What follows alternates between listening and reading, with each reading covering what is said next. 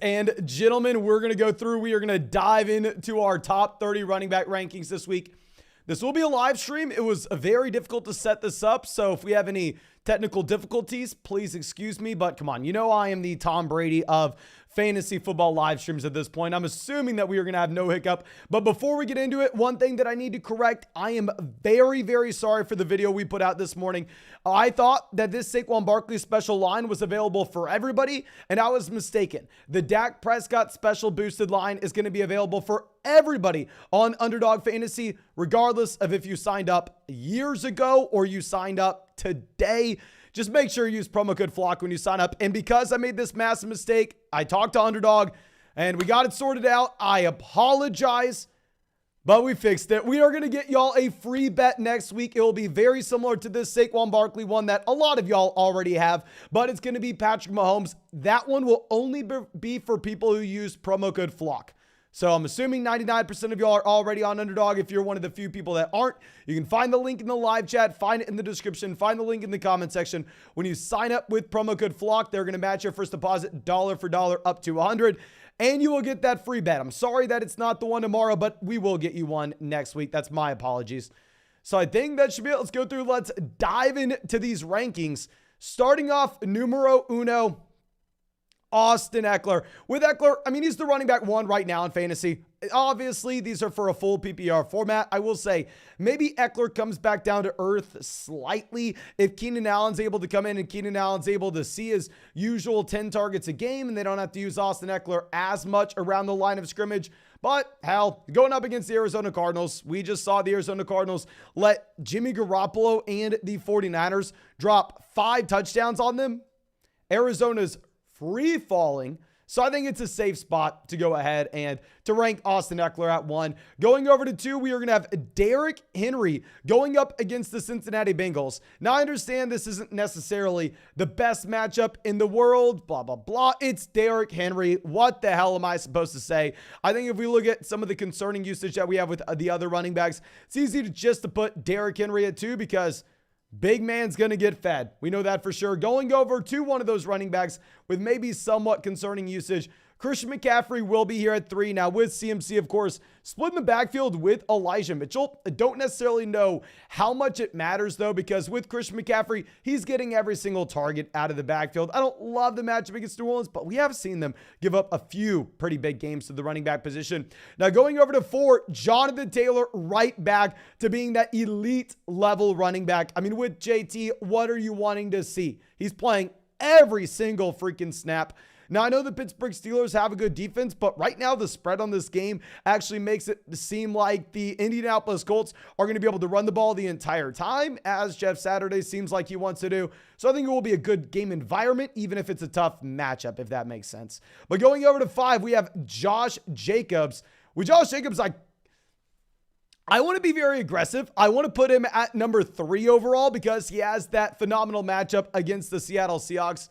But y'all know my most drafted running back. I say it every video. Y'all make fun of me. I feel like I'm very biased, so I will say, quick side note, this matchup against Seattle is so good in my opinion that I wouldn't mind if you wanted to move him up into that top tier. I'm just going to be a little hesitant because I may be biased. Now going over to Nick Chubb at 6. I think you're in a spot where, yeah, he's probably better than Taylor. He's probably better than Jacobs, but he is a pseudo committee running back.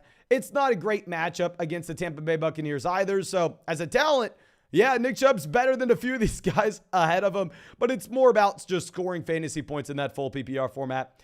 Now going over, we have Saquon Barkley at 7. With Saquon Barkley, the matchup against the Dallas Cowboys isn't great. I believe Dallas is currently 9.5 point favorites here.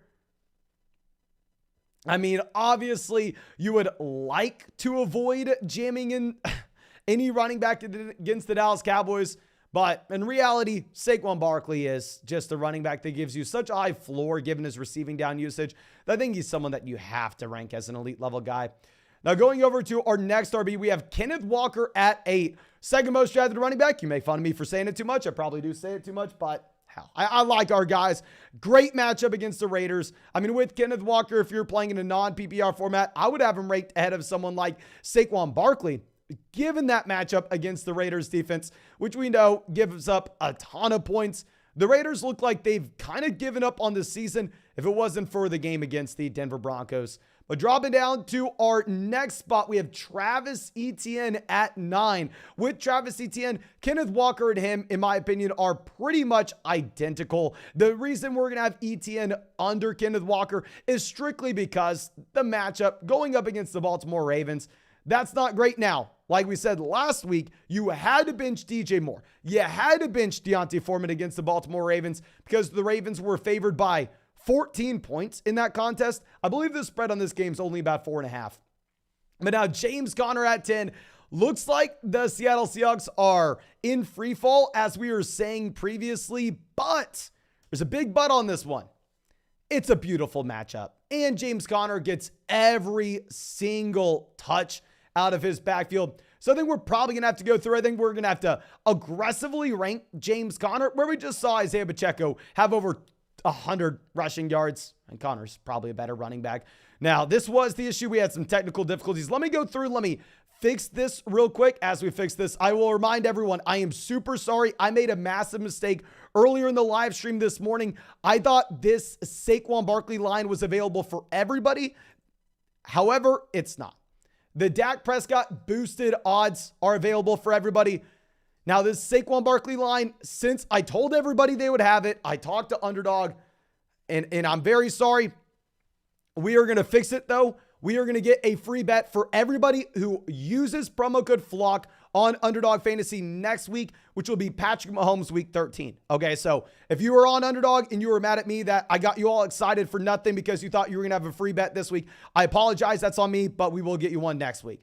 Let's go over to our next guy, which is Rhamondre Stevenson at 11. With Rhamondre Stevenson going up against the Minnesota Vikings. I mean, this is a spot where I was worried about him last week, but this week I'm completely fine, given the fact that even with Damien Harris coming in, even with Damien Harris, I mean, starting the game, it didn't really matter. Damien Harris was incredibly efficient. Rhamondre Stevenson still was heavily involved as a pass catcher. So we've been saying to sell high on Rhamondre Stevenson. I think we were probably wrong. Now going over to Alvin Kamara at 12. Alvin Kamara is probably a better running back than a few of the guys in front of him, but this is a very good San Francisco 49ers defense. The thing we should be avoiding when we can. Now, of course, it's going to be a little difficult to avoid it in the case of Kamara because the man can catch the ball out of the backfield, even if the touchdown upside isn't there, given the matchup. At the end of the day, he can go through. He can give you his value in just the form of receptions. But going over to Aaron Jones at 13, can we copy and paste what we just said about Kamara? With Aaron Jones, I mean, you don't like the matchup going up against Philadelphia. I know Philadelphia had struggled at times previously this season, but they just beefed up the interior defensive line. So I'd imagine that they're going to be a little bit better going forward. And also, I'm kind of interested in where the target share goes for Aaron Jones. Now that all of a sudden, I mean, you actually have some pretty capable pass catchers in Green Bay. Now going over to our next guy, Dalvin Cook, 14, going up against New England. Tough matchup. I mean, they just lost 3-40 this past week, but at the same time, I mean, if we are going to be looking at Dalvin Cook, he actually had a fine week last week. Like, it's so crazy. You lose 3-40. I'm assuming Dalvin Cook scores 1.5 points, but it wasn't horrible. I mean, I believe he had like 80 rushing yards. Now we're going to have Najee Harris at 15. Given the Jaylen Warren injury, Najee Harris locked and loaded into 20 carries. Also heavily getting involved as a pass catcher. So I think we're going to have to put him here. Now dropping down to our next tier, we're going to go David Montgomery at 16. I mean, with the Khalil Herbert injury, locked and loaded to 20 touches, involved as a pass catcher. Now our next running back has a beautiful matchup. I'm sorry, our one after this. Dameon Pierce. I'll throw him here just for the Dameon Pierce haters. I know that, I'm sorry, people who hate on us for our Dameon Pierce takes. Every single running back rankings video I ever put out, people go through and scream at me that we have Dameon Pierce way too low. I honestly want to rank him behind a few of the guys after him, like Jet Wilson Jr., who's going up against the Houston Texans. I mean, can you find a better matchup? The Miami Dolphins are favored by 12.5 points. You'd imagine that they are going to go through. They're going to run the ball consistently in the second half. Now, the reason I'm not going to have Jeff Wilson Jr. ahead of the guys like David Montgomery as well as Najee Harris is you still have a role for Raheem Mostert in this offense, so I am going to be somewhat concerned about that. But now we're going to go Leonard Fournette at 19. Don't know what I was thinking with this ranking. Leonard Fournette should be lower than this. We should have Tony Pollard ahead of Leonard Fournette. With Pollard, I know some people may want to sneak him into maybe the top 12, and Pollard has looked phenomenal. Nobody can deny that. But at the same time, they're getting Ezekiel Elliott somewhat involved in the red zone. I mean, I think that if Ezekiel Elliott were to be fully removed from this offense, Tony Pollard is a top 5 running back in fantasy. But we can't play in what if land. We can't just go, oh, if this were to happen, we would rank him here, so let's rank him halfway between. As it stands now, he's still in that committee. It is the most frustrating thing ever. I wish they would expand his role. Trust me, I want to root for him. But given the amount of touches you're getting for Ezekiel, given the role you have, I'm a little frustrated.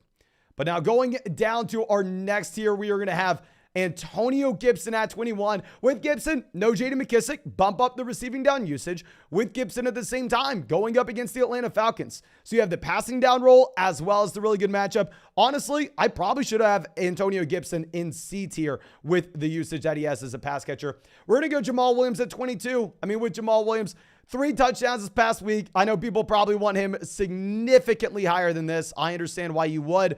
Going up against the Buffalo Bills, however, I am going to be hesitant to assume that the Detroit Lions will be able to effectively move the ball down the field. I know a lot of people are going to say, oh, the Bills defense isn't that great, blah, blah, blah. The Bills are favored by about 10 points on Thanksgiving. The spread on this game is massive. It's supposed to be a blowout.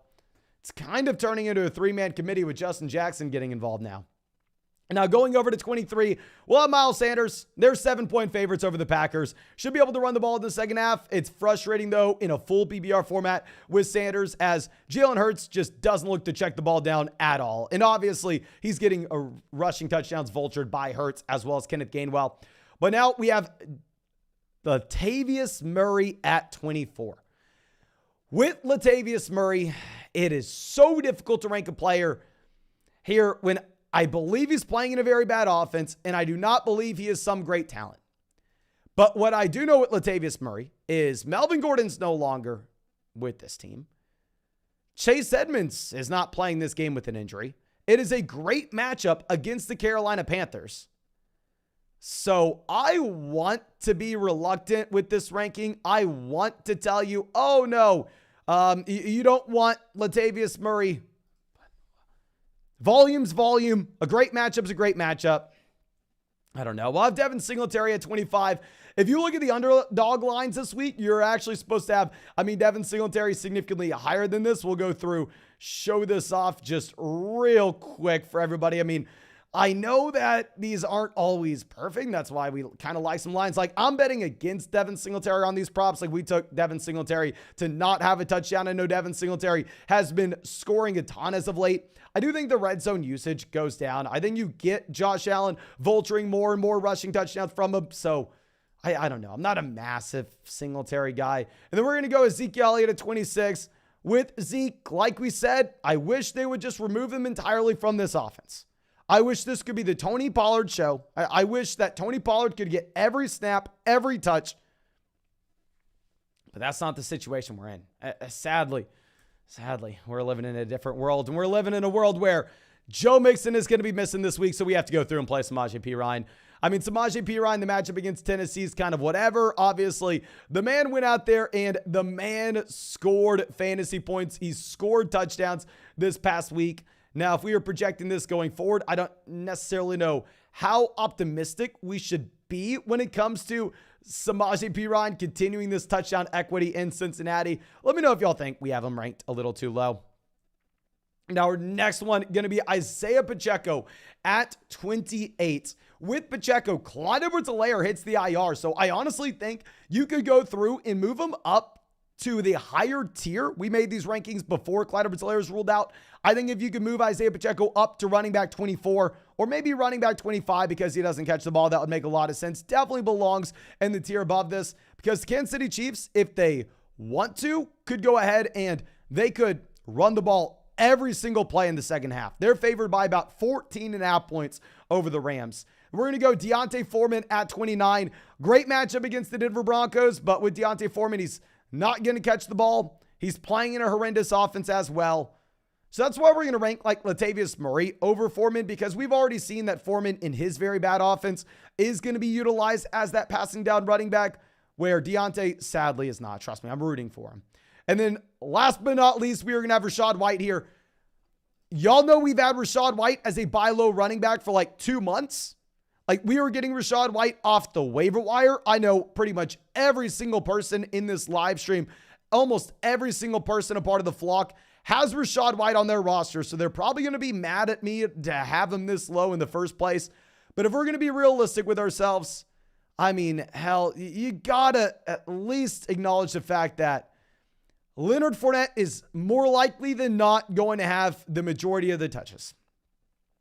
Going back to what we were talking about with the Dallas Cowboys and Tony Pollard and Ezekiel Elliott, regardless of if we want it to be the case or if we don't, we have to understand the world we're living in. And the world we're living in says Leonard Fournette's healthy. Leonard Fournette's most likely going to see the majority of the work. Like I said, I do think Leonard Fournette's too high in these rankings. I think we should drop Leonard Fournette down to D tier and maybe move Rachaad White up to F tier. But I still think you should have Fournette over White, sadly.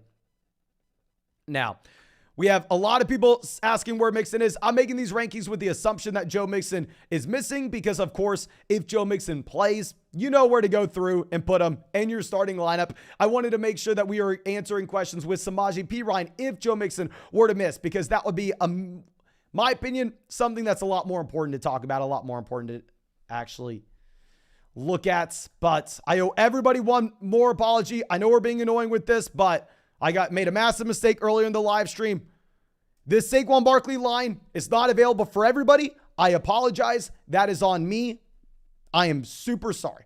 The Dak Prescott boosted player line, which is already a great offer, is available for everybody, regardless of if you sign up for Underdog today, 2 years ago. Doesn't matter. You'll see that on your player props. But because I made that mistake with Saquon Barkley not being available for everybody, I am going to go through. Already talked to Underdog. We are going to get y'all a free bet next week, only for the people who use promo code FLOCK, though, and that will be Patrick Mahomes more than less than half a passing yard, just like you're seeing with Barkley here. But thank you again. I truly do appreciate all of you. If you have not done so already, go down there, drop a like. We are 2 likes away from hitting 200 likes in the live stream. Subscribe to the channel. And if you want to check out any of these player props, or if you want to go get that free Mahomes bet next week, make sure you sign up for Underdog. Link in the description, link in the comment section, link in the live chat. Promo code FLOCK. They'll also match your first deposit dollar for dollar up 200. But thank you again. I truly do appreciate you. I hope you have a great day and hope we get to see you out in the live stream tonight.